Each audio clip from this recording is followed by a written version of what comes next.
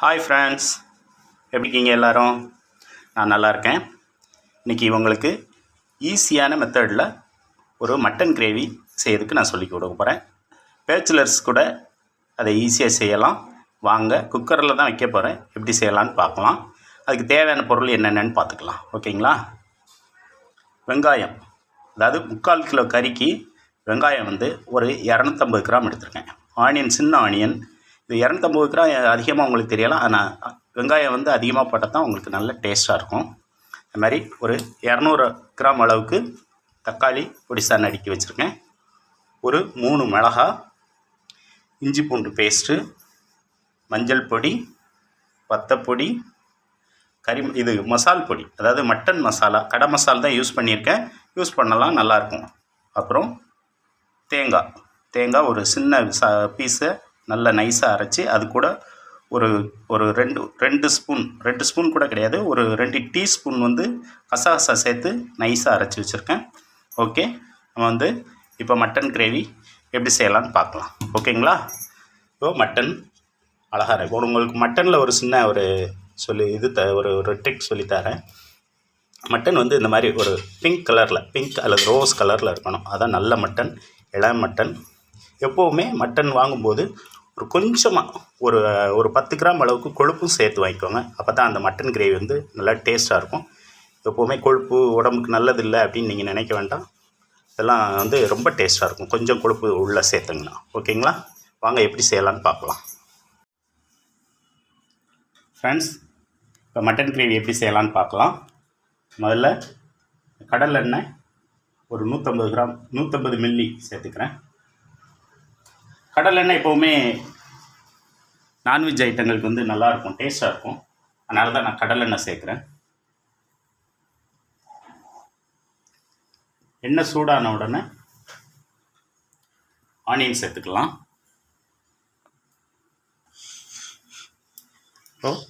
Onion போட்டுக்கலாம்.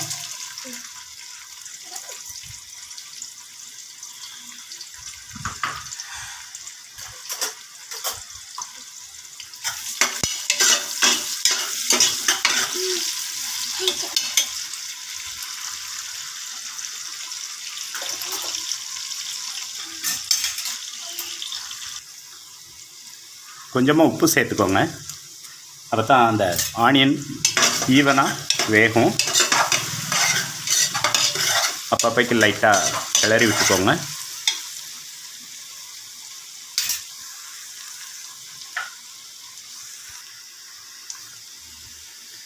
ஒரு 3 மிளகாய் சேர்த்துக்கிறேன்.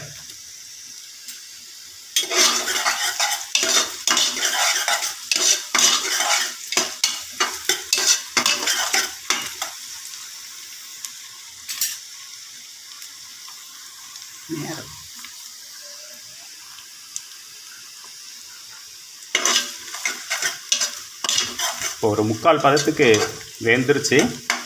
இந்த கண்ணாடி பதம்னு சொல்லுவாங்க, அவ்வளோ வெந்தால் போதும். கூட இப்போது தக்காளி சேர்த்துக்கலாம்.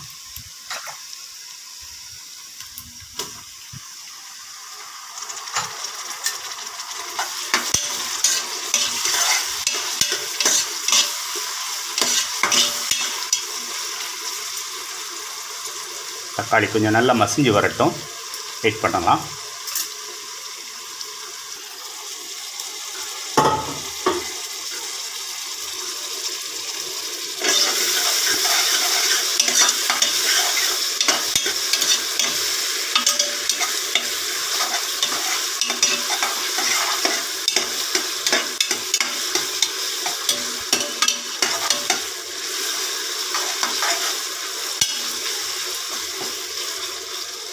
ஒரு 2 நிமிஷம் வேகட்டும். நல்லா தக்காளியெல்லாம் நல்லா மசிஞ்சு வரணும்.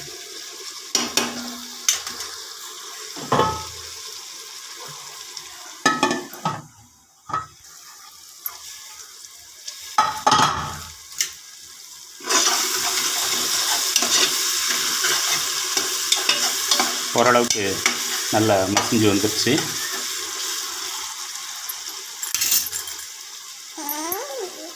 அடுத்ததாக இஞ்சி பூண்டு பேஸ்ட் போட்டுக்கிறேன்.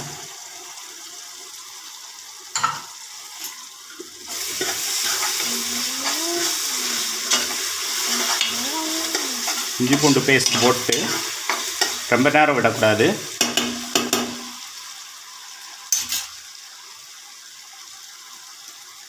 ரொம்ப ஃப்ரை ஆகக்கூடாது இஞ்சி பூண்டு பேஸ்ட்டு. இந்த ஆயில் பிரிஞ்சிடுச்சு பார்த்தீங்களா? உடனே நம்ம வந்து மட்டன் போட்டுக்கலாம்.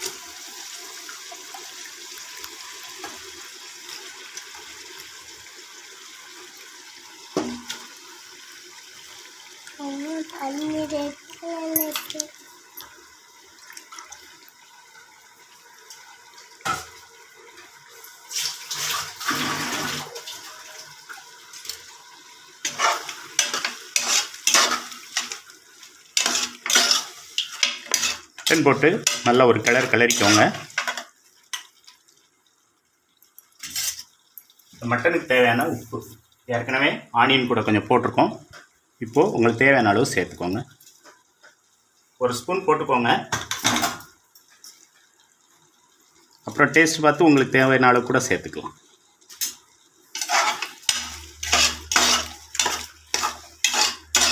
பல்லிப்பே யூஸ் பண்ணுங்கள், அதான் எப்போவுமே நல்லாயிருக்கும்.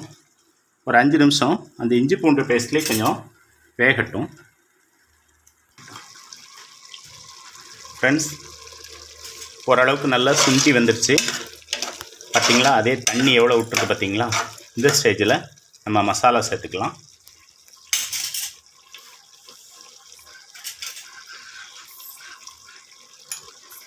ஒரு 1/2 ஸ்பூன் மஞ்சள் பொடி,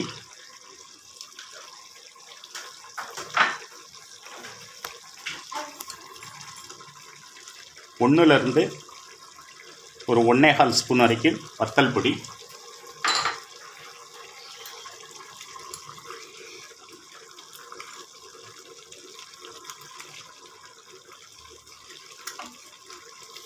ஒரு 4 ஸ்பூன் வரைக்கும் மட்டன் பொடி. ஓகேங்களா? போட்டு விட்டு நல்லா ஒரு கிளறிடுங்க.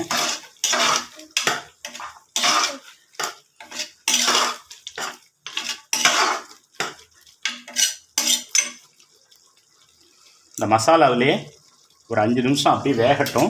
மூடி போட வேண்டாம். ஏன்னா அப்போ தான் அந்த வாசனை, ஒரு சில கொச்சை வாடைன்னு சொல்லுவாங்கள்ல, மட்டன் ஸ்மெல், அது கொஞ்சம் வெளியே போகும். அது வரைக்கும் வெயிட் பண்ணலாம். ஒரு 3லேருந்து 5 நிமிஷம் வரைக்கும் அது கொதிக்கும்.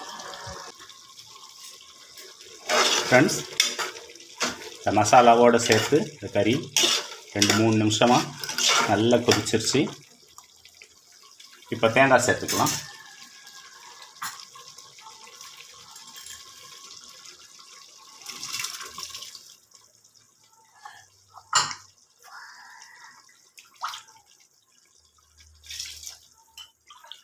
தேங்காயோடு சேர்த்து உங்களுக்கு தேவையான அளவுக்கு கொஞ்சம் தண்ணி சேர்த்துக்கோங்க. திக்காக வேணும்னா ஒரு தேங்காய் கூட ஒரு டம்ளர், மீடியம் சைஸ் டம்ளர்கிட்ட ஒரு டம்ளர் சேர்த்தா போதும். ஏன்னா நம்ம வேகிற வரைக்கும் அதுக்கு கொஞ்சம் தண்ணி தேவைப்படும். இல்லை இன்னும் கொஞ்சம் அதிகமாக தண்ணி வேணும்னா நீங்கள் 2 டம்ளர் தண்ணியாக சேர்த்துக்கோங்க.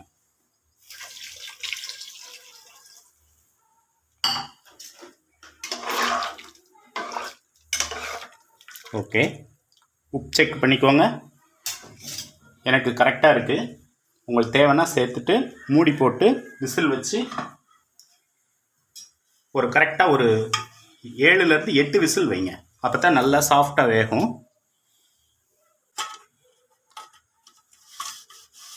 ஞாபகம் வச்சுக்கோங்க, 7லேருந்து 8 விசில் வைங்க.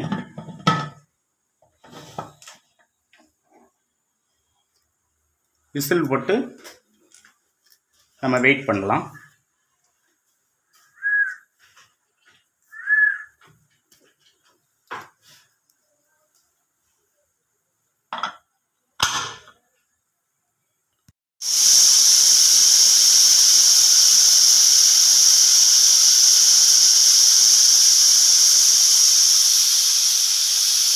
ஸ்டீமும் ஆஃப் ஆயிடுச்சு.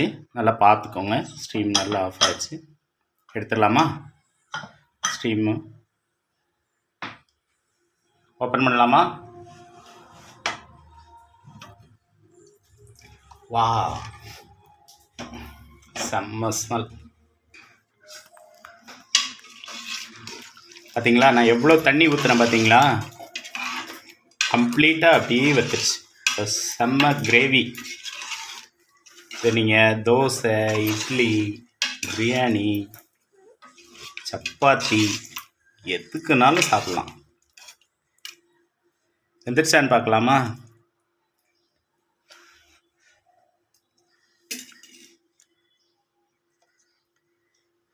சாஃப்டாக இருக்குங்க. சூப்பராக முடிஞ்சது. கொஞ்சம் மல்லியில் மட்டும் தூவிக்கலாம். ஓகேங்களா? ஓகே ஃப்ரெண்ட்ஸ், மல்லியில் கொஞ்சம் தூவிட்டு மிக்ஸ் பண்ணிக்கலாம்.